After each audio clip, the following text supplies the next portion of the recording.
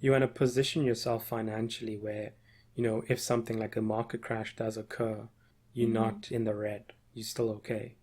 This is the Ellie And Lee, show. Show. Okay, so the next quote that we found is, if you're someone that spends all the money you get, then having more money would only result in more spending. So I think it's kind of the Mm-hmm. example you gave of the lottery winner is good to Yeah. illustrate this. But I think it's Mm-hmm. also something that I tend to do a little bit. Like when we see more money, we tend to also see what we can buy with that money.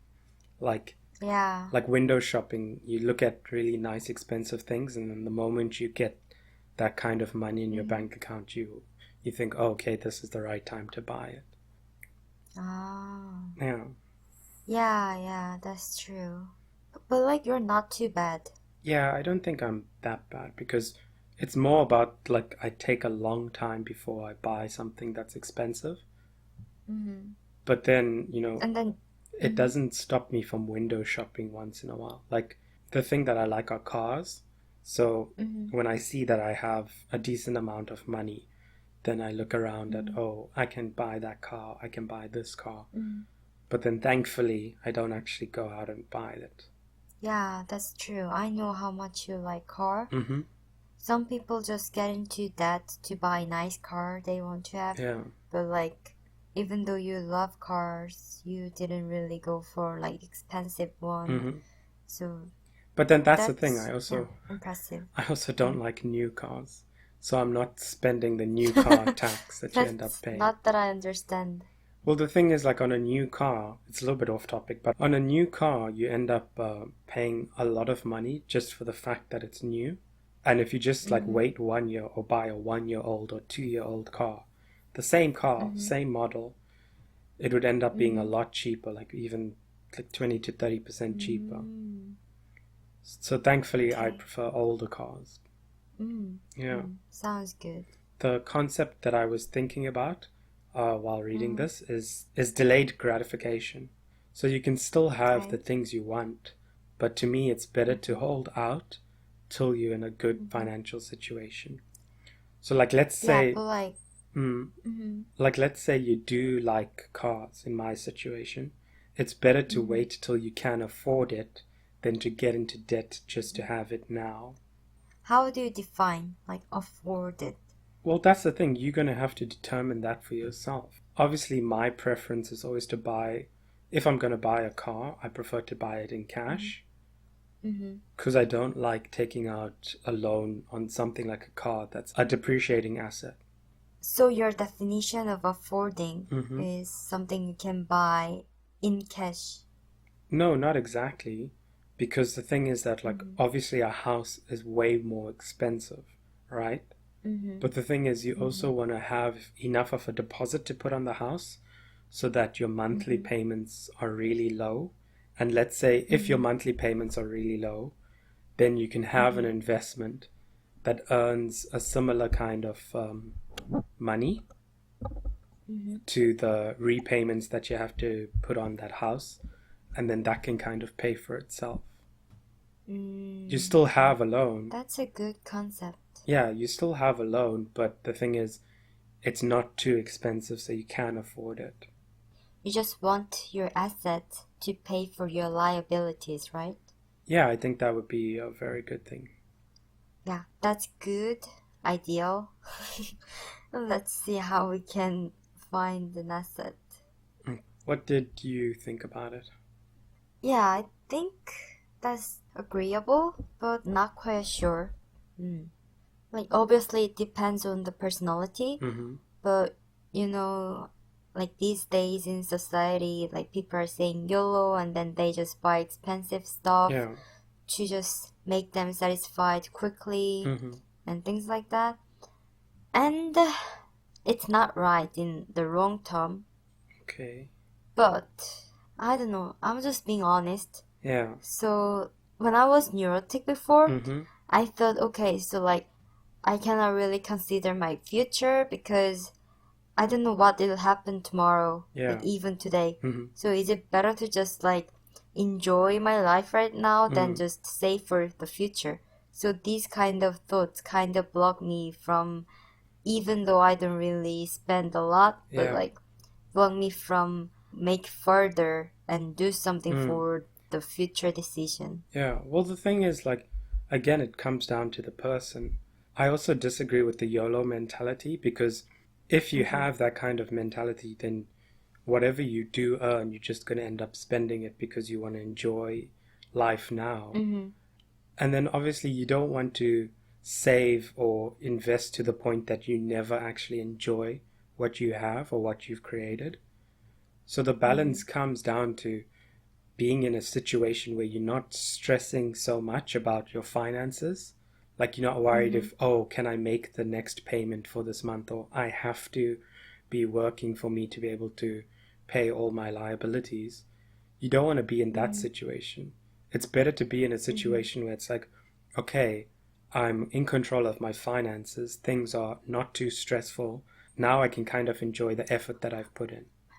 But now I kind of prefer to get lots of reward at the end than get a small instant reward right now. Yeah.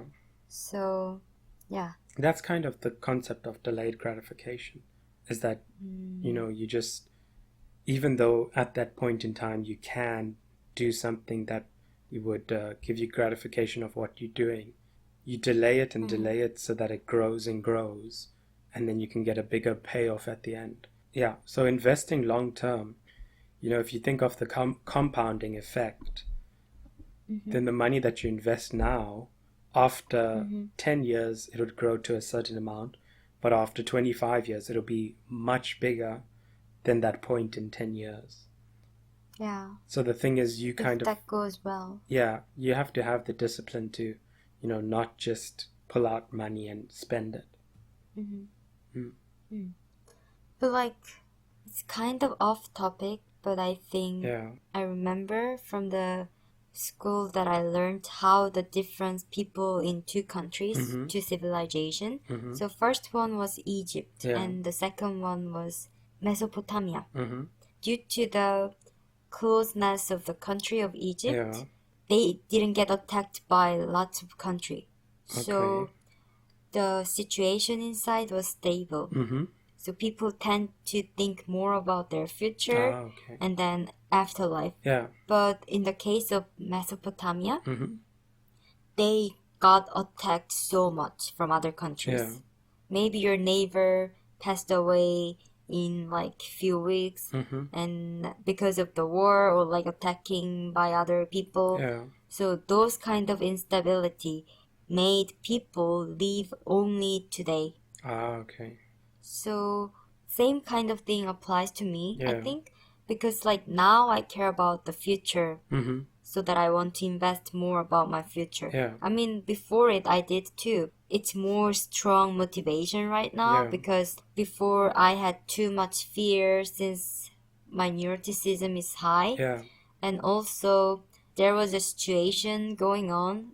I'm from Korea, and then there was North and South, and then whenever the North Korea attacks our countries Yeah. or some tension between it, it made me feel so anxious and fearful. Okay. So whenever it's kind of easy to get those kind of instability from the outside and Yeah. inside. Yeah. So that made me feel like, oh, what's the meaning? Just enjoy today. That kind of mentality. So like if you were dealing with uncertainty, then you feel less motivated to, make those long-term decisions. Yeah, plus my personality wasn't good at dealing with that kind of stuff. I see. If you're enjoying this video so far, please like and subscribe. Okay, for the last quote, poor people believe the liabilities they have are assets. Rich people know what are actual assets. Yeah. So, like in this book, interestingly enough, they consider house as a liability. Oh, yeah. Okay, so I believe liabilities as assets. So, like, am I poor? So it was a bit confusing, but it also, like, not only poor people, most of people consider, like, some liabilities as assets. Yeah, yeah. I Mm. think the thing with having a house, like to me, Mm-hmm. it's obviously a good thing because if you own the house, then you can always have somewhere to come back to. But Mm-hmm. then Mm-hmm. where I think they start to put it into the Mm-hmm. liability category is that Mm-hmm. if you haven't fully paid off the house, meaning you still have a mortgage, Oh yeah. then the thing is that you have to make those payments or the bank will take your house Mm-hmm. basically. So like Mm-hmm. until the point where you fully paid off the house, Mm-hmm. then those mortgage payments are a liability to you. So I think in the book they Yeah. kind of yeah, in the book they kind of took a harder stance on it, but I can kind of Mm-hmm. understand because until you own something, it's not really yours. Mm-hmm. If you're renting something, Ah. whether it's a mortgage or whether it's like payments on a car, there's always a risk that if you lose your Mm-hmm. job and you can't make those payments, then the bank Mm-hmm. can just take the house, they can take the car. Mm. Yeah. I feel like I really need to study finance more. That's why we both reading the book, so we can Yeah. study this. I don't know everything as well. I know how some people Mm-hmm. make the house as an asset. Mm. Yeah, so in that kind of things, you take a mortgage first Mm-hmm. and then you rent it to someone else. Oh, And then okay. that person will give you some monthly fee to you, right? Mm. I think in that regard, it ends up becoming an asset because as long as you can maintain the people that are renting it and you Mm-hmm. get enough rent to maybe pay for the mortgage on the house, Mm-hmm. then I think at that point it can be considered an asset. Yeah, so that's why there's a point where I disagree with the book. So I Mm-hmm. think just stating that a house is not an asset isn't Mm-hmm. technically correct, Yeah. because it depends on how you use it. If you're just buying a house for you and your family, and you have Yeah, that's not. Mm, if you have a really big mortgage and you only have mm-hmm. a single income that you're not sure if it'll remain in the future, then there's a Mm-hmm. situation where it can become a liability. But if you buy Yeah. a house and then you rent it out and you get Mm-hmm. people to basically pay for that mortgage on the house by the rent, then yeah, that's Mm-hmm. an asset. And I think another misconception is that a lot of Mm-hmm. people also get told that, don't worry, your property will be valued Mm-hmm. higher in the future. But then if you Mm-hmm. look at the case of, the housing crisis in America, Mm-hmm. that's not true for all Yeah. time.